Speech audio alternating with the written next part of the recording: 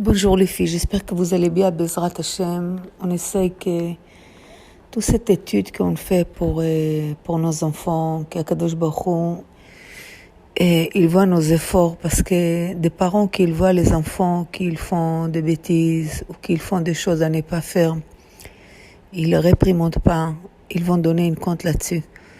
Donc Khalila, nous on veut faire le maximum de protéger nos enfants. Donc déjà quand on parle d'éducation, avant qu'on fait du bien, déjà il faut éviter le mal. Sourmira. Vous savez qu'il y a des choses qui peuvent déranger dans l'éducation. Si l'enfant, souvent il entend des gros mots à la maison, des paroles pas bien, même quand il est tout petit. Vous savez, Rabbi Yochanan, il avait 5 élèves. On disait que sur Rabbi Yoshua ben Hanania, Ashrei Yoladeto, heureux la femme qu'elle a enfanté cet enfant. Pourquoi? Parce que Rashi l'a expliqué, c'est sa mère qui a fait qu'il est devenu Chacham. Toute sa grossesse, elle était que chez les Chachamim. Elle disait, priez pour cette fœtus qu'il soit un grand Talmid Chacham.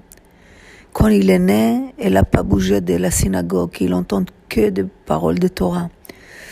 Ça veut dire qu'on voit que les bébés, dans le ventre, quand il est né, ça les laisse des traces, tout ce qu'ils entendent. On ne peut pas croire à un bébé, il n'entend rien. Donc, il faut que le bébé ou l'enfant, il entend pas des choses qui ne sont pas bien.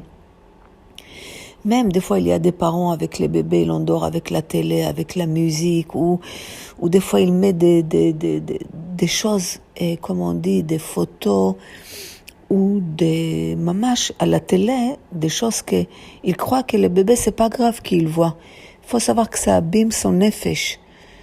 Et aussi la musique, il faut faire attention quelle musique les enfants entendent. Il y a beaucoup de choses, on ne peut pas tout faire, mais il faut juste faire attention.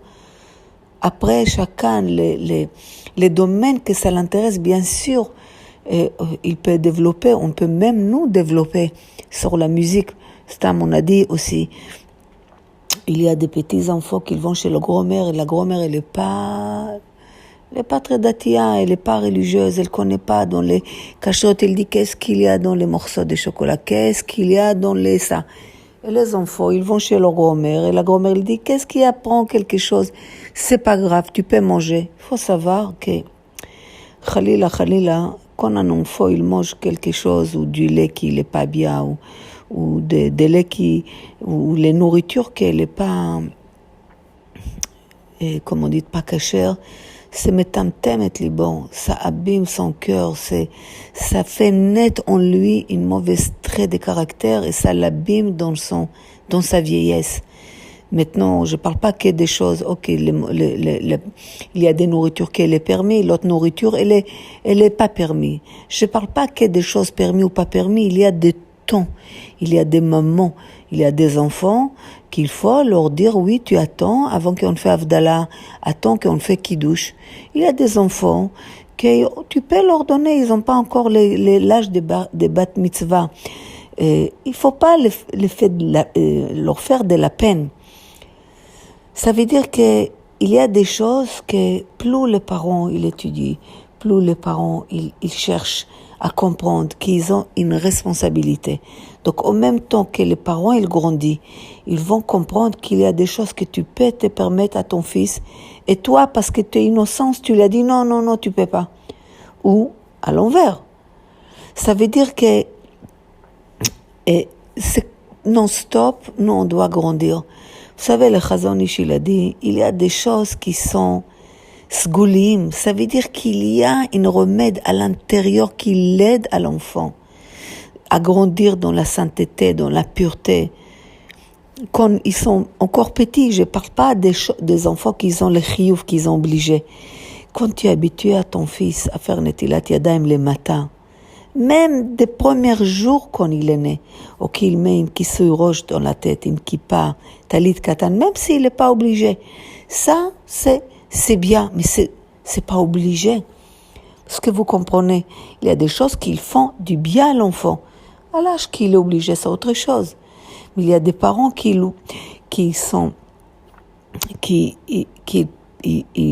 très très durs à l'enfant, qu'il n'a même pas encore l'âge des mitzvot. Vous comprenez, Chachamim par exemple, il y a des parents qui veulent absolument que l'enfant, il n'a pas encore l'âge des mitzvahs, il veut absolument qu'il fait les jeûnes à Yom Kippour. Et Chachamim, ils n'ont pas fait ce décret. Ça veut dire que c'est même une mitzvah qu'il mange à Yom Kippour. Comprenez, donc, comme ça, je dis combien c'est important. Qu'est-ce que l'enfant il entend, qu'est-ce qu'il voit, qu'est-ce qu'il mange.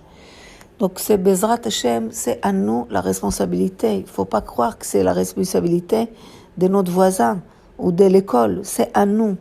Ce qu'il rentre dans sa bouche, qu'est-ce qu'il entend, qu'est-ce qu'il voit, jusqu'à où que nous on peut le protéger. Bezrat Hashem.